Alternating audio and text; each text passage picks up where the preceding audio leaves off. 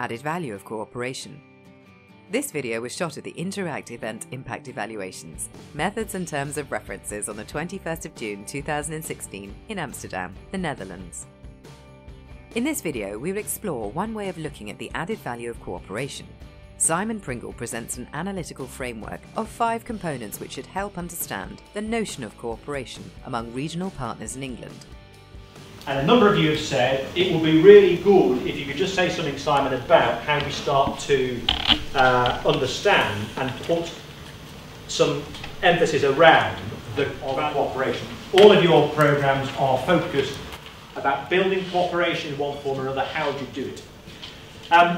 Key part of the cohesion agenda comes through. Our interventions are primarily about delivery, but coherence, coming together, cooperation, really quite important behaviours for us and our places. Therefore important to think about those strategic intents in assessing our programmes. I have to say to you from the outset that being able to identify outcomes and results from cooperation are bloody hard to get hold of. This is about the way people behave, this is about the way people act, this is about the way people engage with one another, and that is always much more hard to do than actually just counting outputs and results for straight programme activity. Now, we did some work for the British government probably about 7 years ago now, trying to understand this notion of the value of cooperation amongst regional partners in England. And we came up with an analytical framework which has really got 5 components that you might want to, don't worry about writing it down now, but have a look at when the slides come through. And this essentially said that cooperation between partners in progressing economic development agendas, progressing economic development intents, typically has 5 aspects of so-called strategic added value of cooperation that are worthwhile looking at. First of all is the extent to which, by working together, partners and collaborators are growing their capacity as strategic leaders and catalysts. So the extent to which we are, through cooperation, articulating, communicating development needs in the programme area more clearly, we're identifying opportunities and solutions for partners, and we're looking how to involve partners and stakeholders in the programme area and elsewhere. So the extent to which your activity is encouraging the development of strategic leadership and catalysis as a function in your cooperation and partnerships. That's measure 1. Measure 2 is strategic influence. So above and beyond the leadership, above and beyond the catalysis, the extent to which bringing partners together in your programmes is helping define those distinctive roles for partners, getting them to commit to a shared agenda, common objectives, and starting to behave and allocate their resources accordingly. So that's beginning to get the alignment between different partners across your geographies, strategic influence. Number 3 is leverage.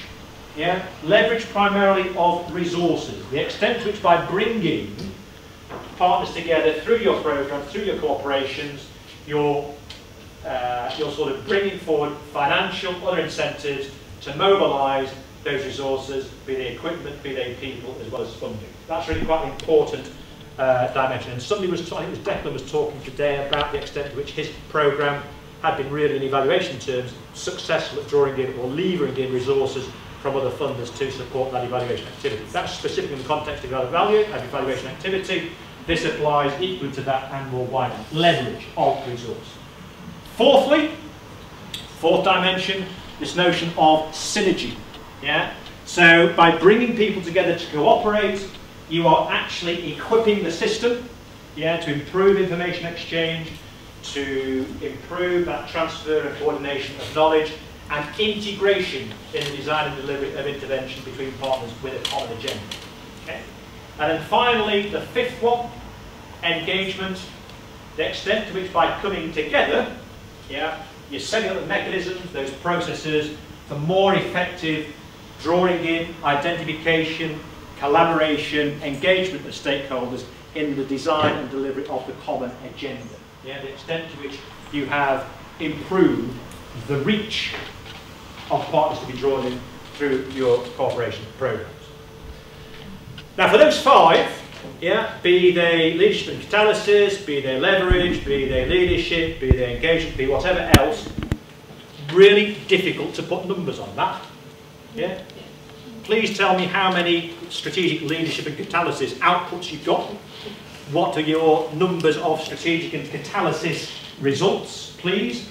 What I'm saying to you is that as you begin to think about the mixed methods of stakeholder interviews, case studies, focus groups, as well as asking about how the programme has done for beneficiaries, you're starting to ask, oh, and by the way, in terms of partners, what's happened on strategic leadership and catalyst?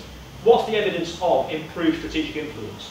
What's the evidence on leverage, on synergy, on engagement? Yeah? And beginning to draw those quality behaviours into the mix, the story, the totality of the evaluation evidence you want to assemble for your programme. Yeah? This is really quite hard to do because a lot of people don't think about it. Well, many of your partners, although they may be behaving in these ways, won't recognise that they are doing so. Yeah? It does take quite a bit of expertise to draw them out, draw these assessments of strategic added value out.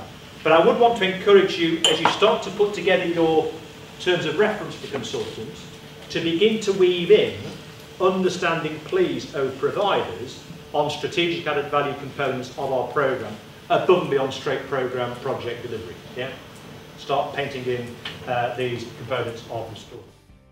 If you'd like to see more details about the evaluation of Interreg programmes and projects, please check out the different models Interreg produced.